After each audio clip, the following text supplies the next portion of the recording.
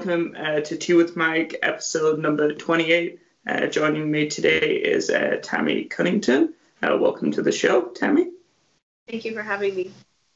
So today's tea fact of the day is there is an estimated 1,500 different types of tea in the world, and that fact comes from factretriever.com.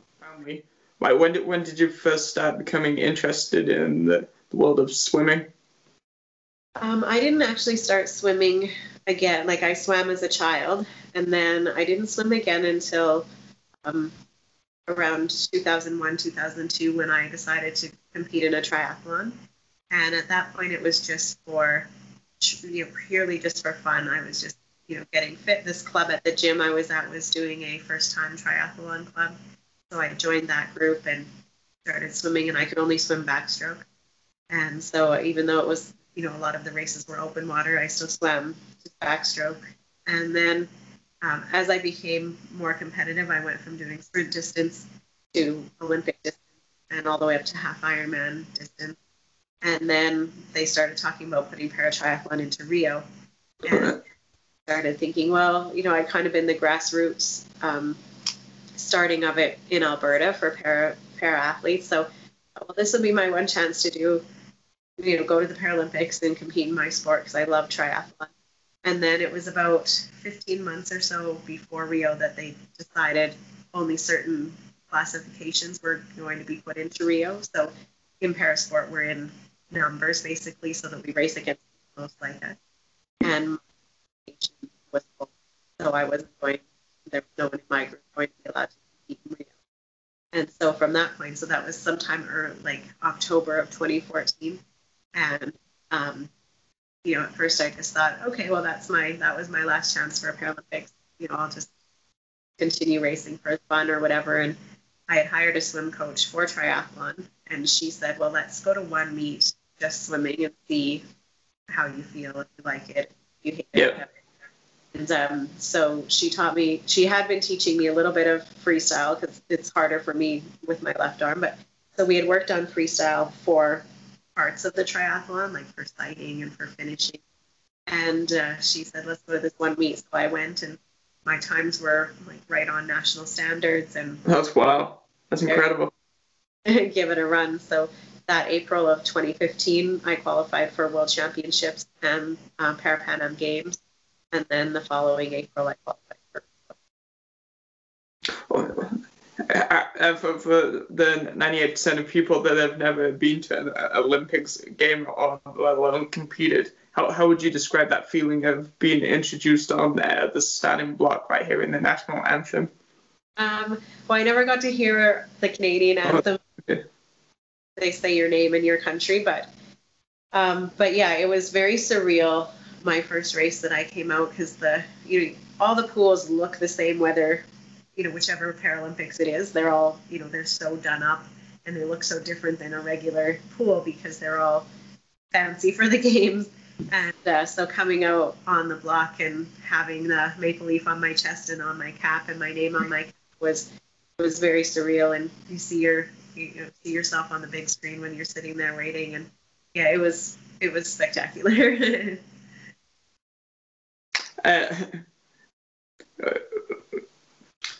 How many races did you compete in at the Olympics again? I raced in 4 races.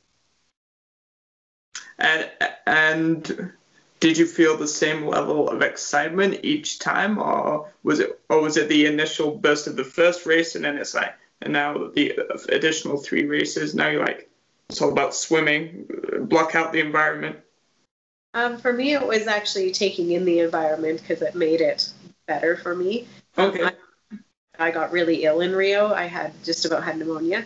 So I was suffering, and I wasn't swimming well, not how I wanted to swim. And so I needed every little bit of energy I could take from the crowd. And the Canadians were, most of them were all sitting in one section. So, we knew where that was when we went out on the block. We could look up and get some motivation and inspiration from that group. So I felt it every time. And because I wasn't performing the way I wanted to at least take in the rest of the experience. So I really tried on the block to still be like, hey, I'm still at the Paralympic Games. It took everything I had to get here. Yes. Or not, I'm going to celebrate this. So I tried to take in that excitement each time. That's awesome because the illness could have like easily taken you down, right? And you might have had to withdraw, and then it's like all this work, and then is the moment that might not have happened, right? Yeah, and it still made it. It definitely took away, a bit of my experience. I was, trying to salvage what I could. So have you done a lot much traveling through competitive swimming? I have. I've since 2014. I don't know. I traveled a lot prior to swimming, so I don't know exactly which countries are for swimming or not. But I've been in around 42 countries. And wow. From 2014 until 2018, I traveled almost every 6 weeks. I was rarely home longer than 6 weeks at a time, and I competed in Berlin and Italy, in the UK, in Rio, throughout the States and across Canada, and I went to Australia last summer with the team. Oh, that's good. Yeah, so I've had a good chance to go many places that I hadn't been yet. Awesome. Now, obviously, from reading from the outside, like obviously different sports have different amounts of funding and stuff. Is it challenging to get funding in your particular discipline? I think in all parasport, it's difficult to get funding. We have typically, like we can get carding, it's called, from the government. And I had that for 2015, 2016, 2017. Anyway, for 3 years or so. And then last year, my time fell just under the standard to get that carding. So I lost that.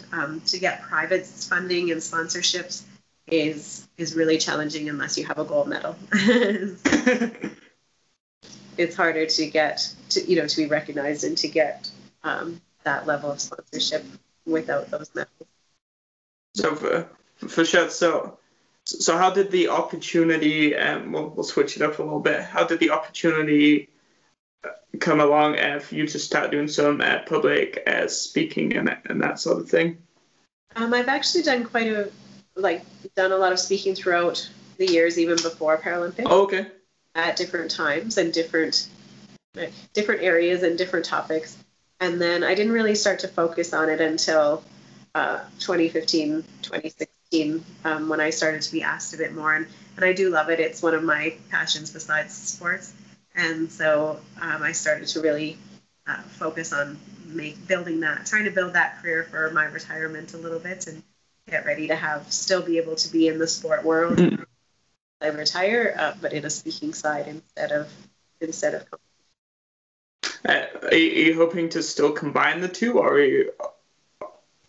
just public speaking, or do you want to do any swimming coaching, that sort of thing? I haven't fully thought about it. I am doing some kind of mentoring. I'm an ambassador with a group called Fast and Female, and they work to encourage girls to sport because they drop out of sports at a crazy high rate compared to boys. Oh, really? Okay. So I've been volunteering with them and been taking part in their activities, and I'll be speaking at their summit in November. And so for the moment, that's kind of where my path is taking me more than coaching, is just to be, rather than sport specific, just to be in that mentor role model role for young girls. And you may have already kind of answered it, but what's your most favorite part about public speaking? Well, I like to make people laugh and to see the light.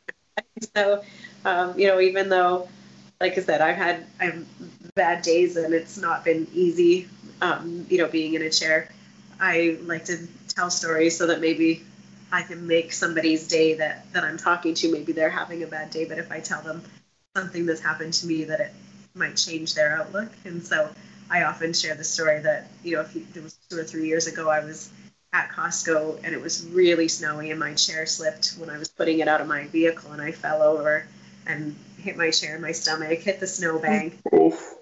And I was so pissed because I've been in a chair for this long, and I was like, these things shouldn't keep happening, or shouldn't still be happening. Yeah. I sat in the snow and had to like shed a few tears, and then I was like, okay, well, I still need groceries, so I'll go.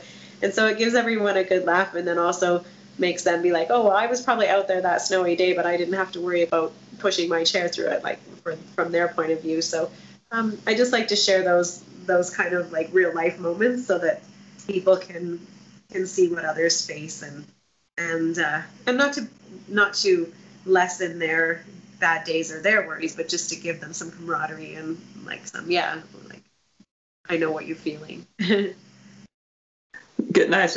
So have you? So I know you've been to the Paralympics. Did you get the opportunity to check out some different sports and watch other athletes compete? I didn't watch a lot of competition, but I spent time with athletes from different sports in the village. And because I played basketball previously, I knew some of the wheelchair basketball players. That's awesome.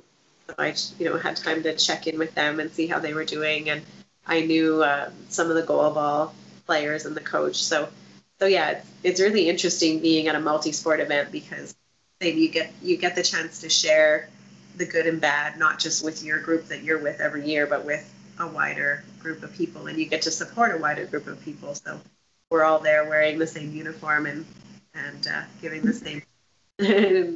Yeah. That must actually be quite cool because you got people that have been through some similar struggles coming to one spot to both celebrate and reflect on like how far they've come. Absolutely, yeah.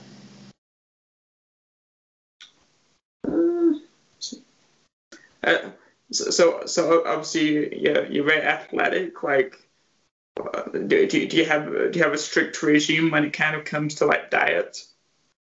I don't have one that's been in place by the team or by other people, but just weight trainer, my personal trainer, and I have a food plan that we know works and keeps me performing my best, keeps my energy up, my weight down, all of those things. So this past year, because I was away from the national team and just kind of taking time to work on my own, like work on swimming on my own and correct some of the things going well the last 2 years, I strayed just a little bit, but typically I'm pretty strict about what I eat.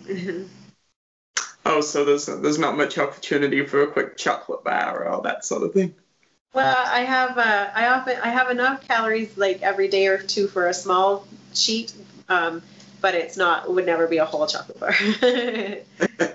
Cut into pieces for one piece a day. Nice. So I know a little bit because I was watching some previous like interviews.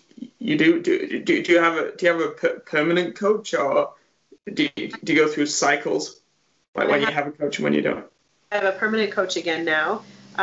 She coached me. Mandy Smith was the coach that got me to Rio, and then she moved from Red Deer to Vancouver. So I had a different coach for 2017, a different coach and then another different coach for 2018. And then this past season, even though she was in Vancouver, I went back to working with her, and she wrote my workouts, and I went out and spent, a few days with her. She'd be home into Red Deer. I'd spend a few days here, and now she's back working in Calgary. So. That's a little closer. Yeah. So for these few months into trials, I'll have her nearby. I'll see her at least every 2 weeks and spend some days in Calgary training with her. Now, how many times a week do you swim right now? I swim 6 or 7 swims a week, sometimes twice a day. So I don't swim every single day, but okay. I swim twice. And Sundays I usually have out of the water. Now, how often do you like swim at a time? I swim for about an hour and a half at a time, and then again, like I said, most days just once in a while, twice. And when I swim twice, it's a little bit shorter each time. And do you go swimming like super early? Because I'm envisioning like 6 a.m. I don't swim at 6, but I usually swim at 8, 7:30. And then are there some big like championships coming up for you to work towards for swimming? The next goal is Tokyo, which is already next summer. So currently, in 2 days' time on next Monday, World Championship starts for this year. But I declined that team because I just wanted to be home and get ready for Tokyo trials. That was the most important.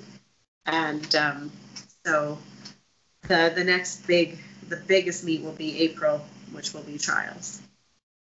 So that's really what you're focusing in on, because you need to do well at the trials to get to the Olympics, correct? Absolutely, yeah.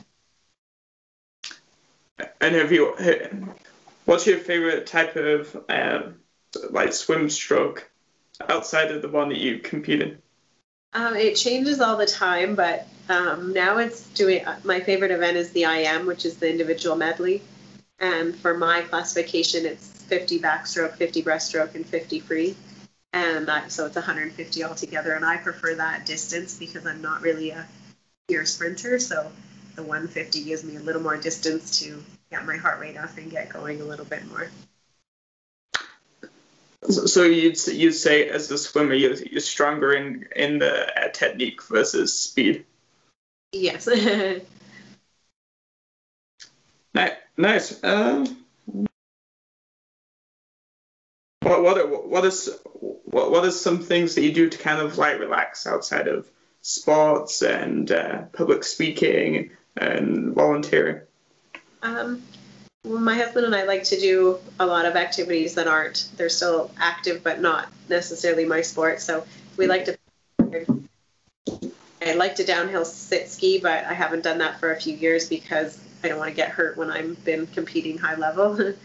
And so I've stayed off my ski, but I love to be outside and hang out with my dog, and I read a lot. So lots of different things. Is it not quite challenging, like skiing? Yes, it took me a long time to learn to sit ski. I did a lot more crashing before I actually started skiing. Nice. So I guess there's another thing. What advice would you give to people that are nervous about trying something new outside of their comfort zone? Because you've obviously done a crazy amount of stuff that most people would consider with the circumstances to be outside of your comfort zone. There's just so much fun to be found in something new. Like, I've gone whitewater rafting, and I had my brother, there was a cliff dive when we went whitewater rafting, a cliff jump, and I wanted to go, so my brother piggybacked me up and chucked me off it. And really? That's awesome. There's too much fun to be had that you don't know about if you stay in your comfort zone. So there are too many things. Like 2 years ago, we were in Maui and paddleboarding with the humpback whales, and that's crazy. A few feet away from us in the water. And so if you say no to anything like that, you're missing such amazing opportunities. So I rarely say no to anything. Nice. Have you ridden any bucks yet? Because there's a lot of good material to go into a buck. I haven't, but I keep being recommended that I do. So as I get closer to retiring or do retire, then I will probably look at it. Also,